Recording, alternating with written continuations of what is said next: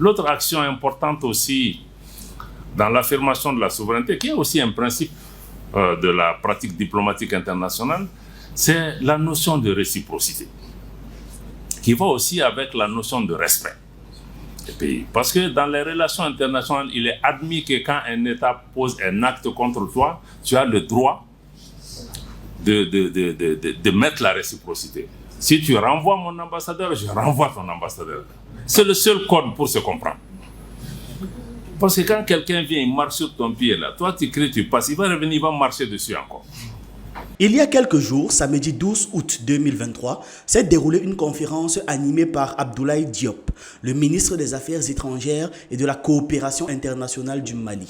La conférence avait pour thème l'action diplomatique malienne, quelle stratégie pour une politique étrangère plus forte et avantageuse. Et cette conférence était donnée à l'occasion du lancement des activités annuelles de la coordination nationale du club Rotaract et Interact du Mali. Alors la conférence fait un peu moins d'une heure, je vous invite à la regarder. D'ailleurs, il y a Nathalie Yamb qui a publié hier soir une version de 40 minutes de ça. Elle a juste retiré les parties qui n'étaient vraiment pas importantes, donc les introductions, les bugs et tout ça là. Vous pouvez donc aller sur la chaîne de Nathalie Yamb, regarder sa version parce que c'est juste plus épuré. Alors dans cette conférence, il revient sur les événements actuels et la situation géopolitique en Afrique. Et dans l'extrait qu'on va exploiter pour cette vidéo, il parle de la décision du Mali de refuser tout visa à la France en appliquant le principe de réciprocité. Vous imaginez que vous êtes dans un pays. Vous découvrez sur les réseaux que le consulat de France met que oui, nous on a fermé pour des considérations de tension dans la région. On ne donne plus de visa au Mali. D'ailleurs, tous nos consulats sont fermés. Mais vous êtes là, vous avez une ambassade, vous écrivez une note officielle. C'est hier que j'ai vu la note de l'ambassade de France. Vous écrivez, vous dites que dans 3-4 jours, nous allons fermer. Pour telle ou telle raison, qu'on l'accepte ou pas. Mais par respect, on ne peut pas découvrir ça sur les réseaux sociaux. Même si nous, on a plus de gens qui partent ce jeu, ce n'est pas le plus important. De toutes les façons, eux, ils ont posé un acte. Mais s'ils disent qu'ils ne donnent pas les visas, ils ont fermé. Nous aussi, on dit que notre consulat aussi est fermé pour vos gens. C'est une question de respect. D'ailleurs, le principe de réciprocité s'applique entre individus, on est d'accord. Si une personne me rend service, je lui rends service. Si une personne me manque de respect, je lui manque de respect. Alors quand on applique le principe de réciprocité à l'échelle humaine, on trouve ça normal.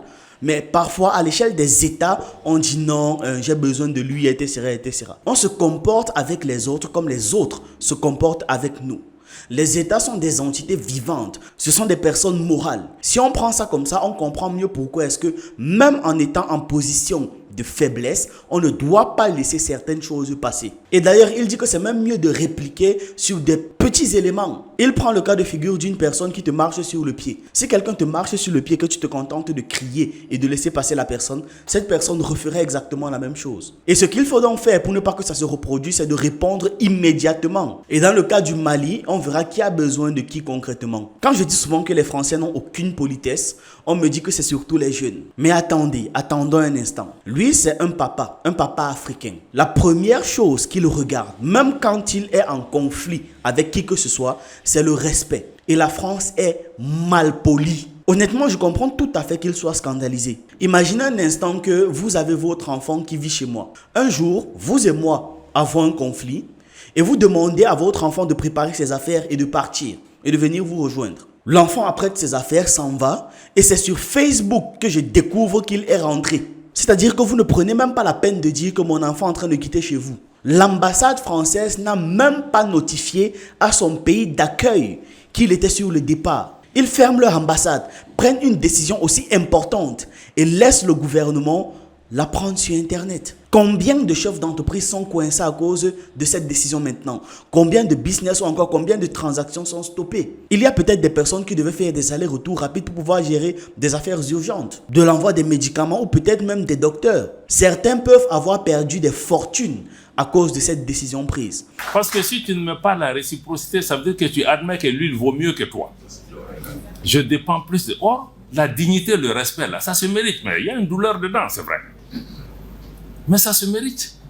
En tout cas, peut-être que plus de Maliens vont en France. Mais la France a plus d'intérêt au Mali que le Mali n'a d'intérêt en France. Quoique le peu d'intérêt que le Mali a en France, ils peuvent trouver de meilleures alternatives ailleurs. Même dans un conflit, il y a une certaine forme de respect et il y a une limite dans les choses qu'on doit poser comme acte. Ce n'est pas pour rien que même dans le cadre d'une guerre, quand tu commets certains types d'actions, tu peux être jugé pour crime de guerre.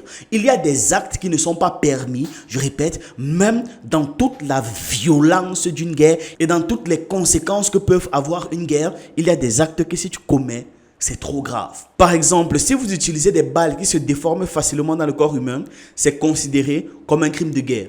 Pareil si vous utilisez des poisons ou des gaz qui tuent et infectent, bref, tout ce qui est volage là et qui est capable de faire des meurtres massifs là. Vous êtes accusé de crime de guerre. Donc même dans l'acte le plus barbare qu'est la guerre, il y a des limites. Combien de fois donc en diplomatie, entre États ayant leurs ambassades sur leur territoire? Mais vous pensez que ces gens-là qu'on a même, nous-mêmes on ne se considère pas. Mais ces pays-là, on pense qu'ils n'ont pas besoin de nous. Mais ils ont besoin de nous autant qu'on a besoin d'eux. S'ils sont là, c'est qu'ils ont quelque chose à gagner. Sinon, ils ne seraient pas là. Donc, nous-mêmes, on considère que nous, on ne vaut rien. Bon, nous, on a besoin d'eux, même s'ils font ça. Donc, moi, je crois que la réciprocité est une donnée importante. Il est très courtois quand il parle.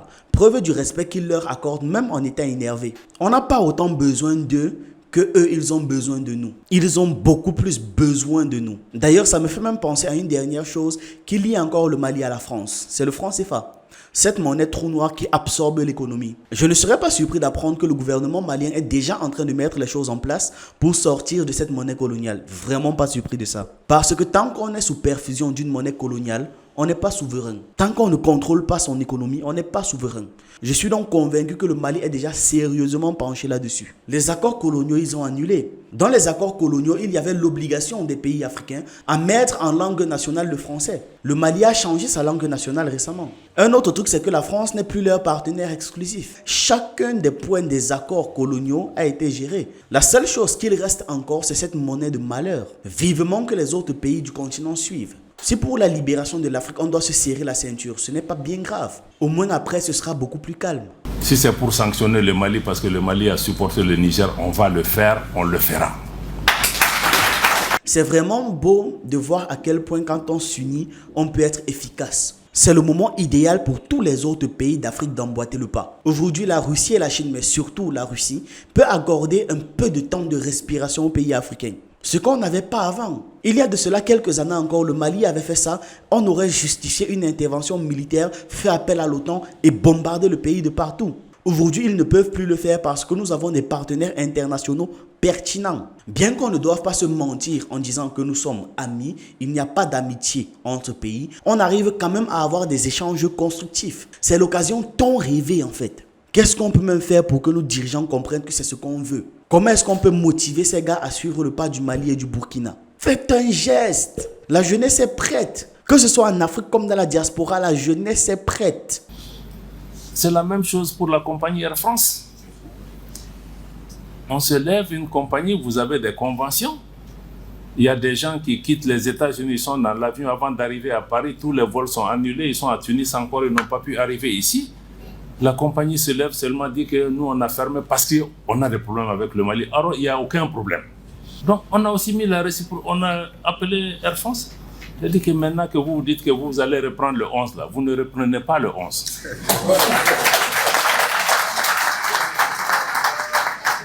Alors, pour ceux qui n'ont pas le contexte, la compagnie aérienne Air France avait annoncé la suspension de ses liaisons aériennes vers le Niger, le Mali et le Burkina Faso après la fermeture de l'espace aérien du Niger suite à la prise du pouvoir du général Tiani. Et Air France devait réouvrir ses portes le 11 août. Et maintenant, vu qu'ils sont allés à l'encontre des accords avec le Mali qu'ils avaient signés avec l'État malien en arrêtant les vols, le Mali a dit qu'ils ne veulent tout simplement plus qu'ils reprennent le 11, comme ils voulaient, comme ils avaient prévu dans leur plan. Et c'est parfaitement compréhensible. Ils ne peuvent pas faire n'importe quoi sans conséquence. Donc voilà en gros ce qui s'est passé par rapport à ça. Quand vous serez prêts, vous allez faire le rang à la queue.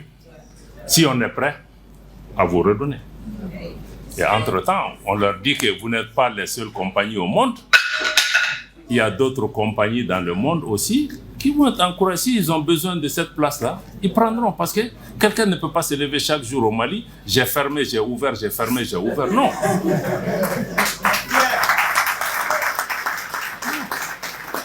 Donc ça, il faut aussi qu'on nous respecte. On respecte même la clientèle parce que ce n'est pas du bétail. Il y a des gens qui sont bloqués à Paris depuis combien de jours? Ils sont là, ils ne peuvent pas faire ça aux États-Unis, ils ne peuvent pas faire ça dans d'autres régions. Ils font ça chez nous. Vous vous levez, Burkina, Niger, Mali, on a fermé. Donc il faut que les gens comprennent. Ils ne peuvent pas venir. Ici, c'est une compagnie commerciale. Elle gagne de l'argent. Air France gagne 500 millions de francs CFA par jour sur la destination Mali. C'est nous qui gagnons? 500 millions par jour. Wow! Mais les gens s'y font vraiment comme si en Afrique, ils perdent. Hein? Comme s'ils ne font pas du profit. En tout cas, la réciprocité, je note. Dites-moi ce que vous pensez de tout ça en commentaire et on se retrouve dans une prochaine vidéo.